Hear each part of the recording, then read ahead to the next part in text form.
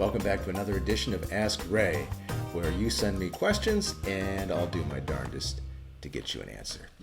Well, first question, and I heard from a lot of people. Most of them said, "Where's Ask Ray?" Well, look, I've been busy. What can I say?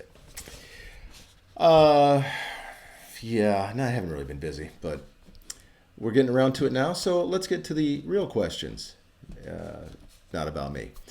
From Amy, I wanted to know if the ponies at the Outriders ride are owned by the track where they are, or if they're owned by the individual Outriders. Love any information or story on the beautiful big black Appaloosa I see in Kentucky at the tracks. Well, Amy, the pony people own their own horses, and they generally take horses to the post, and they send bills. They're independent contractors, and they invoice the trainers for their services. The Outriders, on the other hand, those that are out there to sort of look for trouble, look for loose horses, those are employees of the racetrack, generally speaking. So there's Outriders, and then there's the pony people. You're talking about Harley, the big Appaloosa, who's really famous. You can just Google Harley the pony, and you'll find out that he's got his own Briar, little model horse. He's been the subject of some features on TVG. And anyways, just go to the Googles, and you can read all about Harley there. All right, I've got a question from Charlie who wants to know about run-up distances. Are they all the same? Are they the same from track to track? The answer, of course, is no. They're not all the same. They're not only not the same from track to track, they're not the same distance not the same amount of run-up from, say, 6 furlongs to 7 furlongs, etc. Just an example of this. When the Breeders' Cup was held at Keeneland, the Breeders' Cup Dirt Mile, around 2 turns, the run-up was 210 feet. That's 70 yards for the run-up. When the Breeders' Cup was at Churchill Downs, and the Dirt Mile was around 1 turn, the run-up was 34 feet. So it's quite a difference in run-up distances. And what is the run-up distance? The run-up distance is the distance from the starting gate to the timing pole, where the race is, where the timing of races begins. And while we're on the subject of timing poles, I'm going to just talk a little bit about how races are timed. Traditionally, races are timed with a teletimer, where horses trip an electronic beam or a light beam. When the first horse crosses that beam at the pole, at the correct pole, say if it's a mile race, at the 1 mile pole. That's been the way it's been done for many years now. However, this is changing, and with the advent of Trackus and another company called GMAX, which is employed now at some tracks in the United States, the timing is being done by GPS.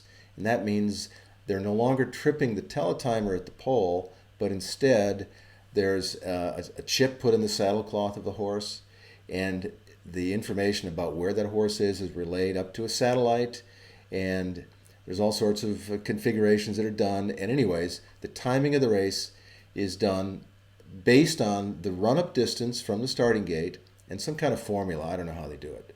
But there's some problems here. The times of races have not been as accurate as timing of the traditional light beam teletimer races.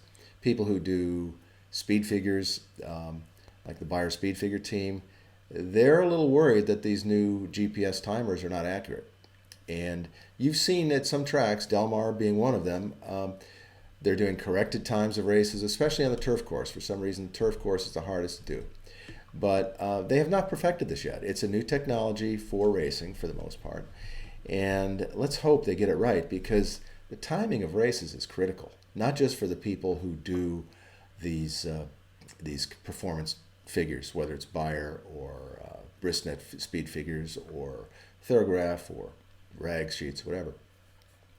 In fact, some of these people now are actually having the races timed by hand instead of relying on these numbers that are coming from the tracks, because they don't trust them. And that's a shame. The other thing about timing races is for history. Track records, world records, all that stuff is really important. And if we can't get the timing of a race right, you got some bogus time for some horse, it just shreds the credibility of what's a very meaningful part of horse racing, which is comparing times from one era to another, one horse to another. All right, enough about that. One last question. Let's see, I got a bunch of them here. Delmar was supposed to race on Mondays to make up for lost days. What happened?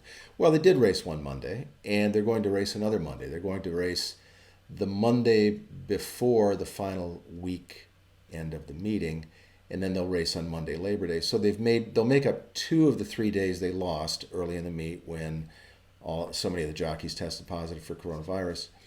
And in the meantime, they're adding a race a day. A lot of days had 11 races. I think when they were originally only going to have 10. So by the end of the meeting, Delmar officials think they'll have like number of races, what they expected to do, with 1 fewer race day than originally scheduled. So that's it. Thanks for your patience. It's been a while since I've done an Ask Ray. Send me an email, ray@paulickreport.com. Hit the Ask Me button, Ask Ray button at the homepage at paulickreport.com.